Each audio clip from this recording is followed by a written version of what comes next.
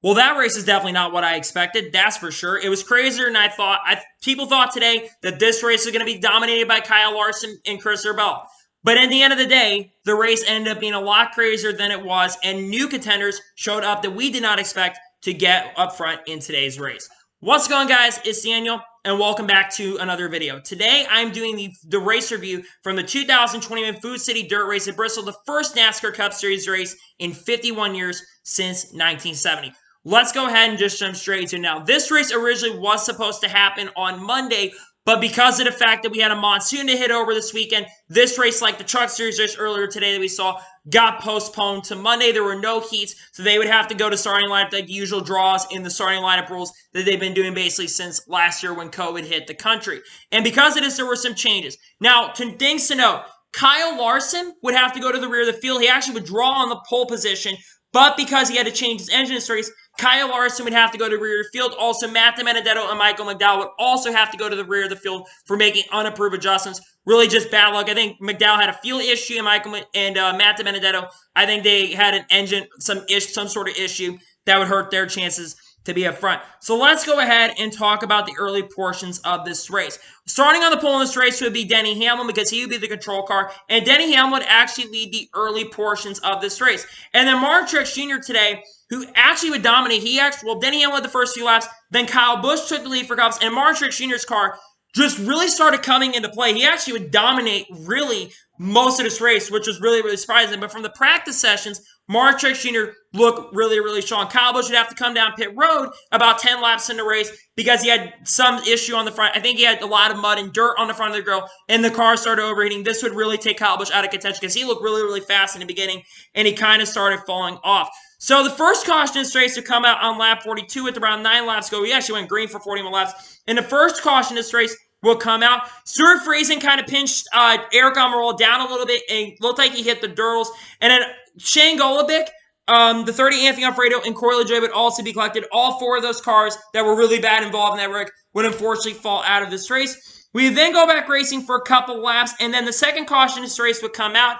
Ryan Newman, in my opinion, kind of pinched down William Byron. Well, William Byron kind of got pinched down by Ryan Newman. That would spin Ryan Newman out, and Kevin Harvick and Chase Briscoe would also be collected in that wreck. They would get into the outside wall. Chase Briscoe would end up having a broken shock mount in this race. And then also, there was also a little wreck to have behind him. Chris Windham, I think it was. I think Cody Ware. And then I think Quinn Alv also wrecked behind him. And in the first competition caution, this race would actually come out when that happened. NASCAR this weekend had some new competition changes. Originally, it was going to be, I think, 50-something. I can't remember exactly how long the stage was originally going to be. But they added 2 competition cautions in this race because there was a lot of tire issues during practice and teams were begging for it. So they added 2 competition cautions in that race. They wanted to avoid a situation similar to 2008. So they decided to add a couple of competition cautions. I think NASCAR really made a good decision over there. We then go back racing on lap 51 of this race, and in the big moment of this race, one of the really big moments of this race, would end up striking. Christopher Bell was trying to get the high line working. He got loose off the corner going, I think it was in turn number 2, if I'm not mistaken. Yeah, coming off of turn number 2. And Kyle Larson would unfortunately end up clobbering Christopher Bell. Kyle Larson, remember, had to start at the rear. He was driving his way up to the front. It looked like he was going to have a really fast car and probably the car to be in the fastest car. Well, Kyle Larson ended up clobbing Christopher Bell, Kevin Harvick, Ross Chastain, Chase Briscoe, and Ricky Stenhouse Jr. would all end up being involved as well. I think, I can't remember who exactly fell out of this race. Christopher Bell definitely fell out, but there were a couple more that ended up having a lot of damage in this race. Kyle Larson would continue on, but his chance of winning this race would unfortunately be over, but his race was not over at this point. We would then go racing for a while, and then they actually would go to the end of stage 1, and Martin Truex Jr., who was leading coming to line, he would actually end up winning stage 1 of this race, holding off guys like William Byron and Denny Hamlin in this race. We then go back racing for basically till the end of the competition caution, and Daniel Suarez actually was able to get by Martin Truex Jr. Daniel Suarez early in this race looked like he had the car to beat. Once he got by Martin Truex Jr., he actually would dominate pretty much the second half of the stage, and he would end up keeping the race lead. And then the next caution in this race will come out with around 46 laps to go in the stage. The big one actually was striking because there was a lot of issues with seeing in this race. Dust particles started hitting racetrack with 100 laps to go. Dust particles started hitting around, and unfortunately, no one could really see. The big one was strike. A lot of drivers ended up getting involved, including Quinn Houff, Austin Dillon, Kyle Larson, Ryan Blaney, Kyle Busch, Michael McDowell, Ryan Preece, Alex Bowman, the 51 of Cody Ware, and the 53, I think, of JJ Yeley, if I'm not mistaken.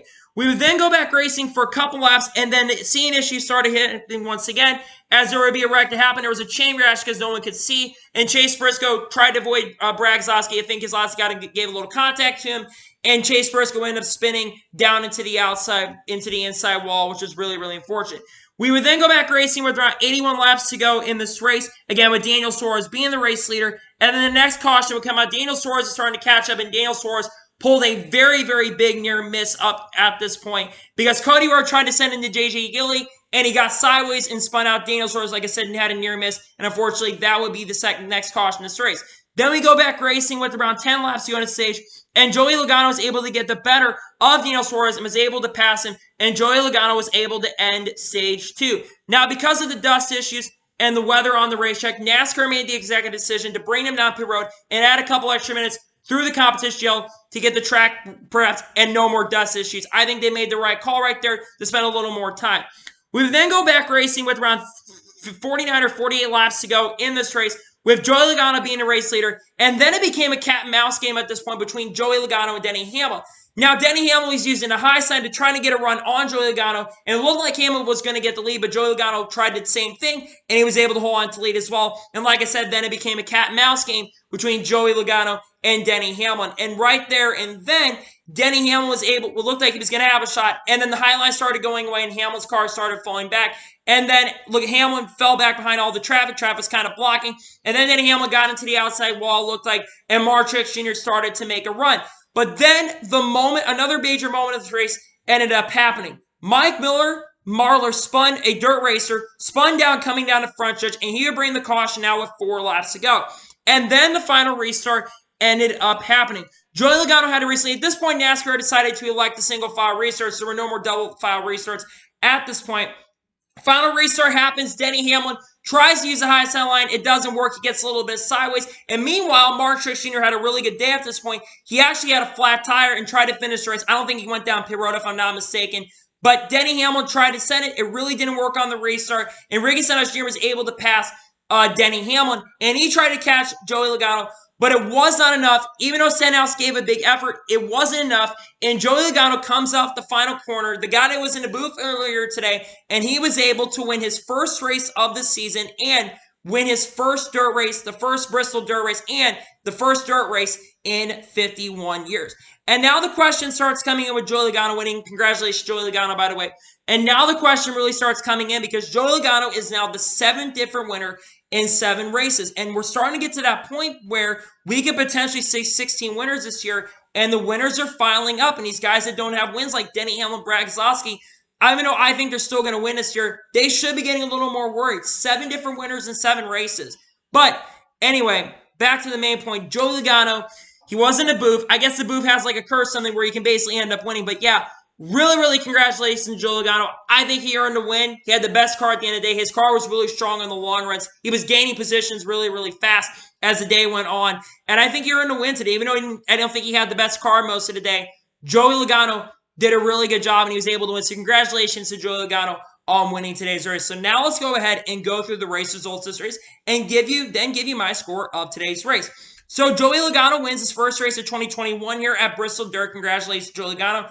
Ricky Stenhouse Jr. had the best car, in my opinion, for the second. Had the best car at the end of the race. He didn't have enough time to get up to Logano at the end, but gets second place run. Really strong run for Ricky Stenhouse Jr. Third place goes to Denny Hamlin. Denny Hamlin had a great day, but unfortunately he made a mistake and kind of choked in the end, but gets a third place run. Solid run for Denny Hamlin. Daniel Suarez finished his 4th. Let's talk about Daniel Suarez for a second, who finished 4th. I think that this is not only the best run he has had with Trackhouse Racing, I think that this is the best run Daniel Suarez has had since his Cup Series career began. And I did not expect that today. At a track where I thought he was going to struggle, this team flourished. And I was really, really impressed with Daniel Suarez today. I said, even if Daniel Suarez did not win the race, because he looked like he had a shot to win this race today, but once he fell back into dirty air, and dirty air came into play, there was nothing Daniel Suarez could do. But this team can build on this, and I think that they're here to play. They show what they had last week in Atlanta, and I think that this team is coming into their own, and really, very great race for Daniel Suarez. Ryan Newman finishes 5th. Even after spinning, finishes 5th. Great run for Ryan Newman today overall. 6th place for William Byron. Solid run for William Byron today. Tyler Reddick finishes 7th.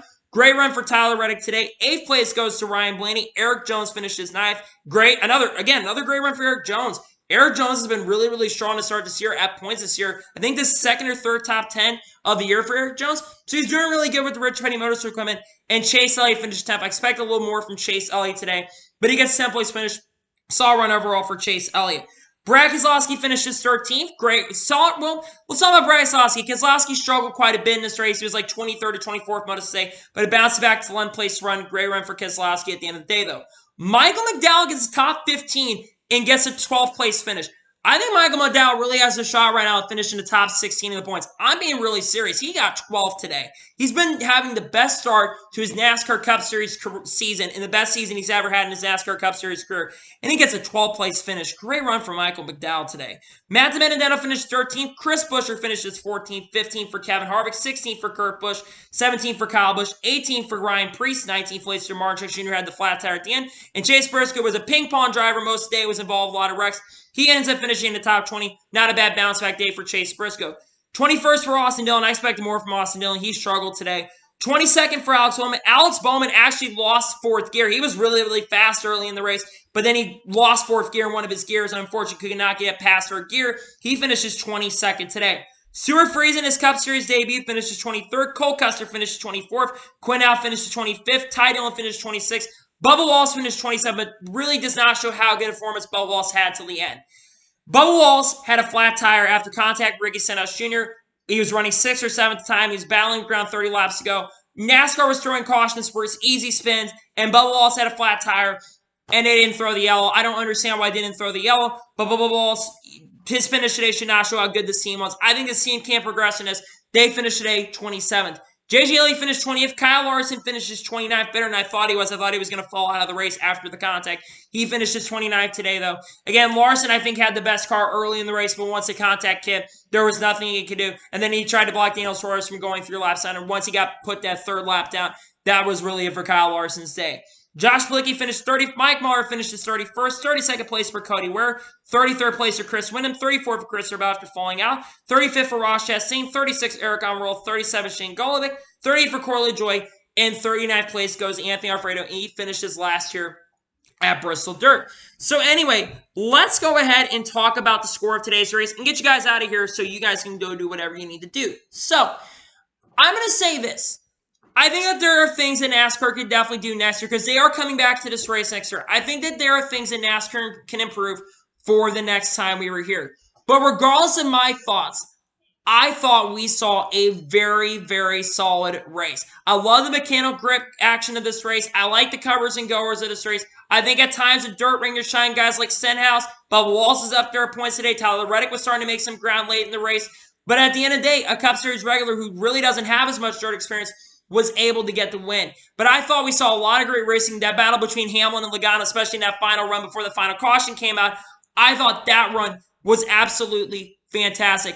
And I thought today we saw a very solid race overall, and I'm going to give today's race a 9 out of 10. Like I said, I wish NASCAR could have prepped the track a little more, but next year they're coming back here, and I think that they can next year do a much better job compared to what they did this year. Again, there was a monsoon. There was nothing they could do about it, but we got an off week next week. And I thought today's race was really good. But like I said, we got an off week next week. We don't have a racing this weekend because it's Easter. So we have a week to think about things.